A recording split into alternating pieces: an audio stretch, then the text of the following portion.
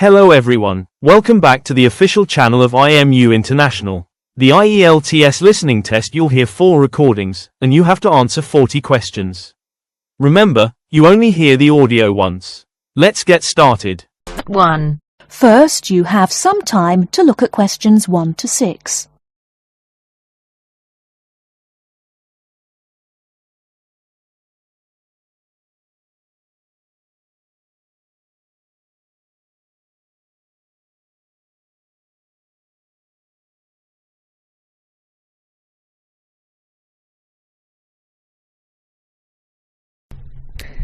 Good morning, Towers Car Insurance. How can I help you? Hello, I was wondering if you could give me a quote for my car, please. I'd like to insure it for a period of 12 months. Certainly. I need to take down a few details first of all. Can I have your name, please? Certainly, it's James Bartolo. Sorry, can you say that again, please? Sure, James Bartolo. That's Bartolo.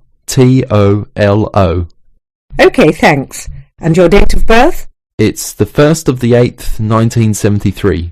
Great. And can you give me your address, please?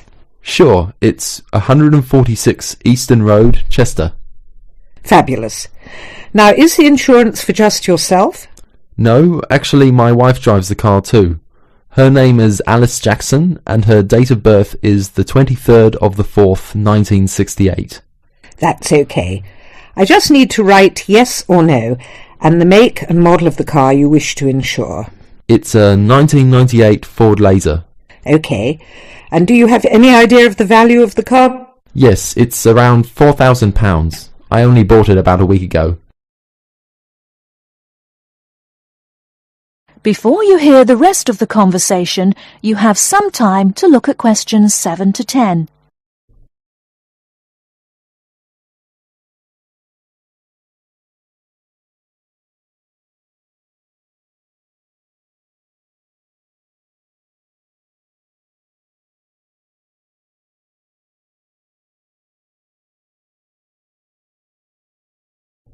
Now listen and answer questions 7 to 10.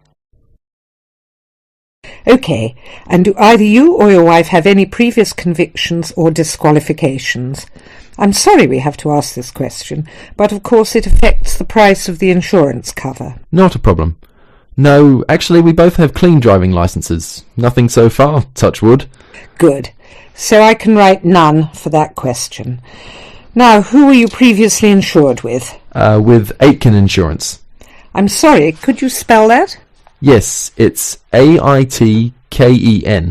I actually have a 3 years no claims bonus too. Great. That will bring the price down a little for you too. OK, if you just give me a few minutes, I'll work out a price for you now. That looks like it will be £275 per year. That sounds good to me. Can I pay for that now over the telephone? That is the end of part 1. You now have half a minute to check your answers.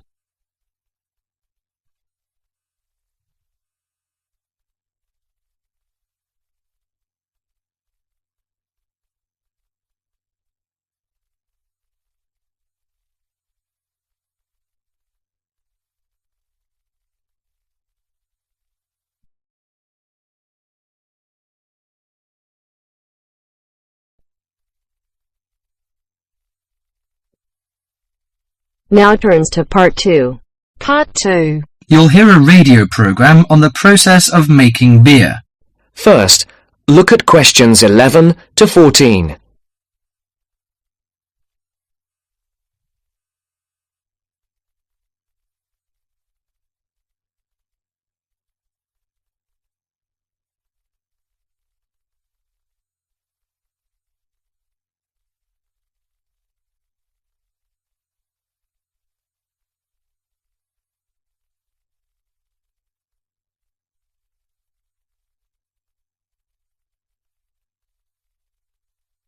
Listen carefully.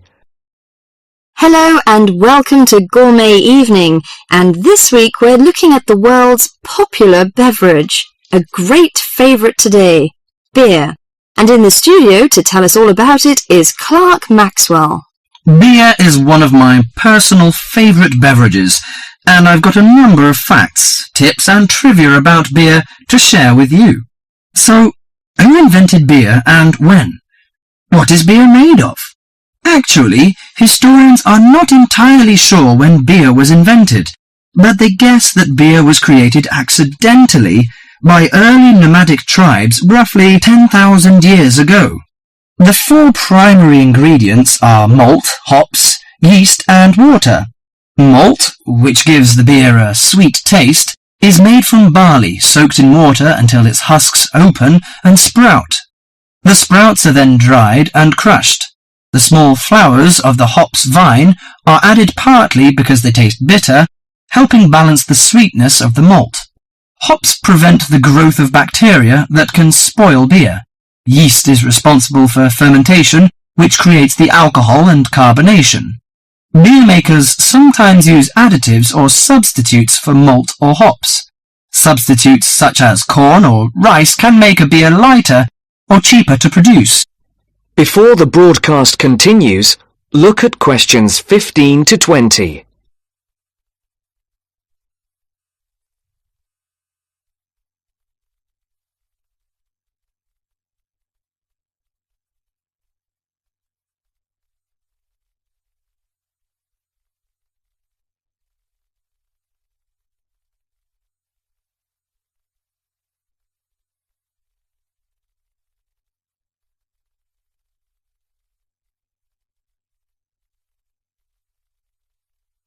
You will now listen to the second part of the talk. Adding fruit gives beer a fruity taste. Beer is not high in alcohol, as we know. The lowest type, light beer, contains no more than 2% alcohol, and the highest may reach 6%. Other drinks such as wine are more alcoholic. Wine contains 8 to 20% alcohol. But that is not to say drinking beer is no danger at all. Like all alcoholic beverages, beer can make it difficult to drive and think clearly. Excessive drinking can also lead to liver damage, high blood pressure, stomach ulcers, and other health problems. However, beer also helps prevent some health problems when consumed in moderation. Beer contains a moderate number of vitamins and minerals. Studies have shown that small amounts of alcohol can reduce the risk of heart disease. Beer also contains selenium, a mineral that promotes bone growth and helps reduce the risk of osteoporosis. I suppose many of you think beer can give you a beer belly, but you are mistaken. Genes determine how fat is deposited. No food or drink can create fat deposits in specific areas of the body. As with all foods, the more calories you consume, the more likely they are to be stored as fat and cause weight gain. Beer contains no fat and averages 150 calories per serving. Well, one more thing. Pay attention to the storage and containers of beer. They will affect its taste. It's a mistake that the taste of beer improves with age, like that of some wines. Beer is a food product that will eventually become stale.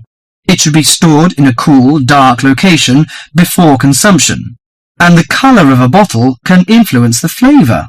Brown bottles block out light that reacts with the hops, which could damage the flavor. Green or clear bottles provide little or no protection from light damage. Do you know which country drinks the most beer? Although Britain is even on the list of big consumers, actually the Czech Republic consumes the most beer, at 156 litres per person per year, followed by Ireland and Germany. That is the end of part 2. You now have half a minute to check your answers.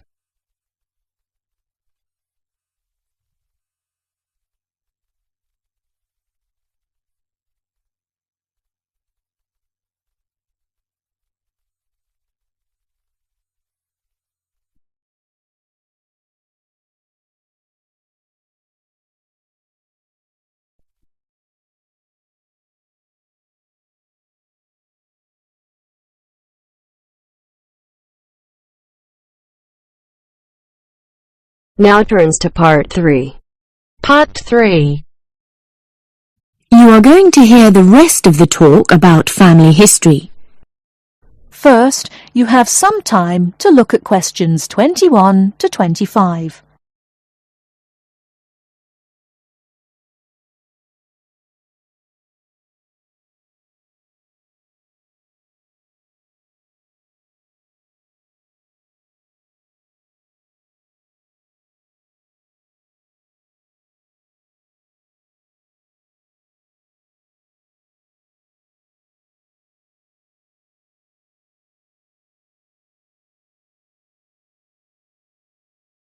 Now listen carefully and answer questions 21 to 25.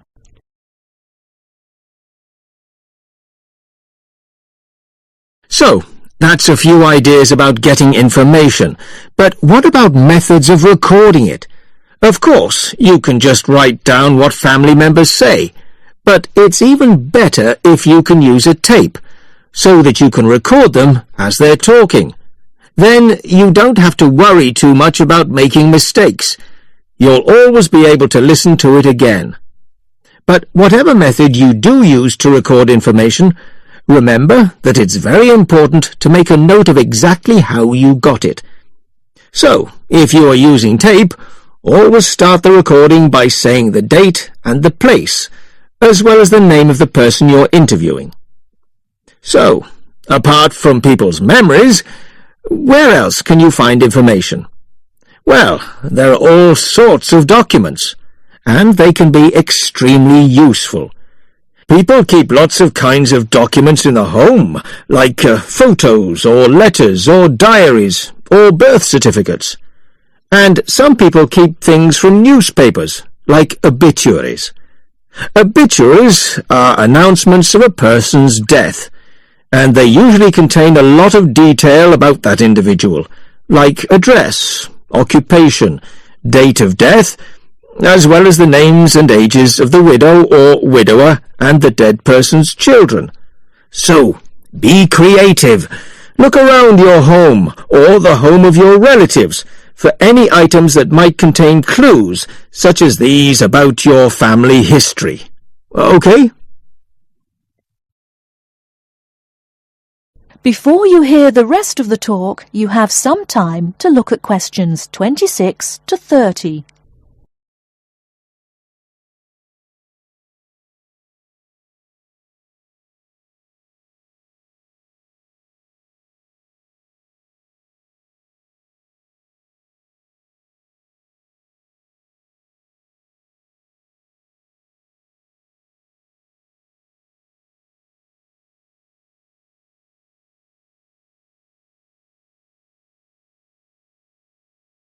Now listen and answer questions 26 to 30.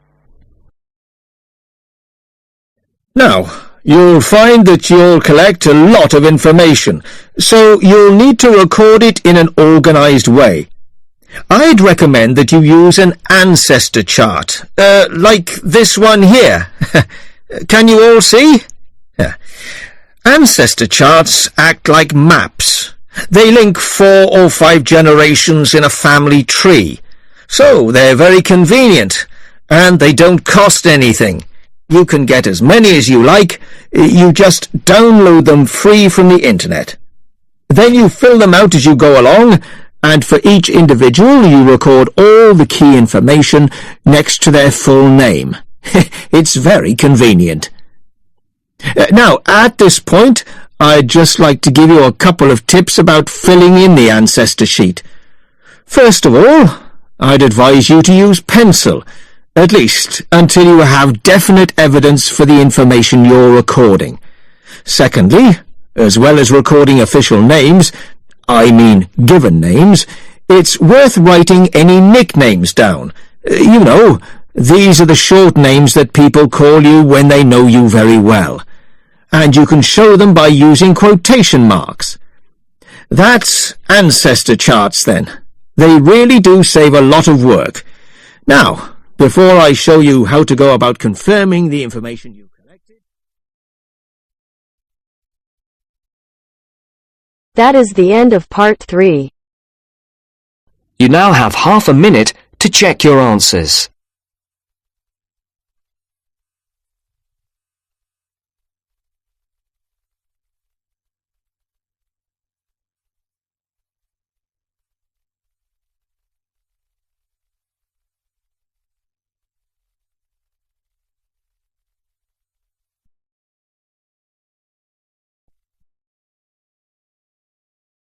Now turns to Part 4. Part 4. You will hear part of a lecture about a crater in Australia. First, you have some time to read questions 31 to 40.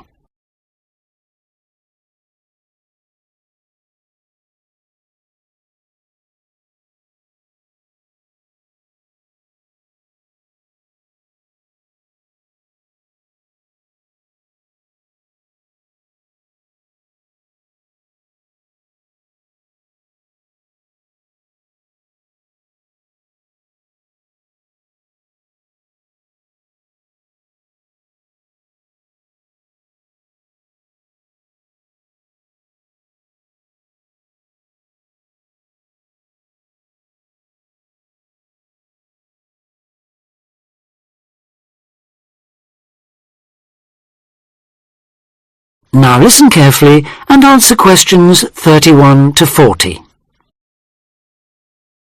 Lake Acraman in South Australia is Armageddon for the purist. No other meteorite impact on Earth has stamped the surrounding rocks with such an abiding, unequivocal geological record of collision, earthquake, wind, fire and tsunami, the giant waves formed by major Earth movements.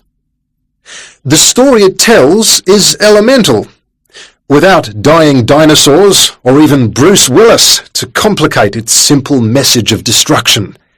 First, the numbers.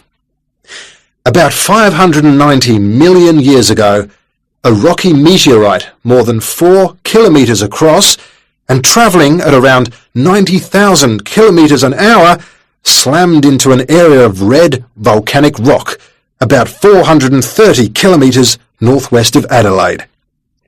Within seconds, the meteorite vaporised in a ball of fire, carving out a crater about 4 kilometres deep and 40 kilometres in diameter, and spawning earthquakes fierce enough to raise 100-metre-high tsunamis in a shallow sea 300 kilometres away. Ancient, stable and unglaciated, the bedrock of Australia preserves some of the most photogenic impact craters in the world. Acraman is not one of them. 500 million years of erosion has taken its toll. A salt pan surrounded by low hills is all that remains to mark the site of the cataclysm. The true nature of the place dawned on geologist George Williams of Adelaide University in 1979. Gazing at a sheaf of newly acquired satellite images, he saw the small circular shape of Lake Acraman surrounded by a ring of faults and low scarps 40 kilometres across, and an outer ring twice this size. A year later, he made it to the site. On islands near the centre of the lake, Williams found bedrock shattered in a conical pattern that experts consider a sure sign of a meteorite impact. Except for a crater, which had long since eroded, the area was a textbook example of an impact site.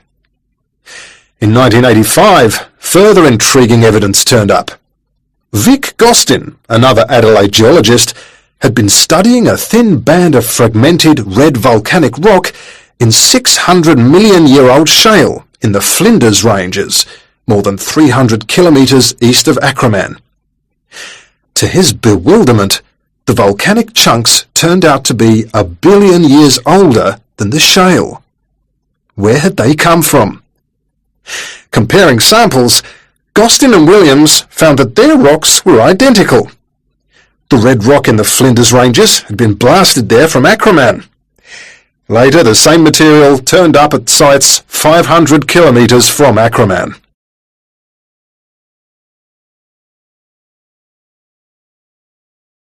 Everywhere, the bands of fragments showed the same structure. Coarse pebbles at the bottom, then a cocktail of silt and sand, then layers of increasingly fine sand, distorted on top into a wavy, scalloped pattern.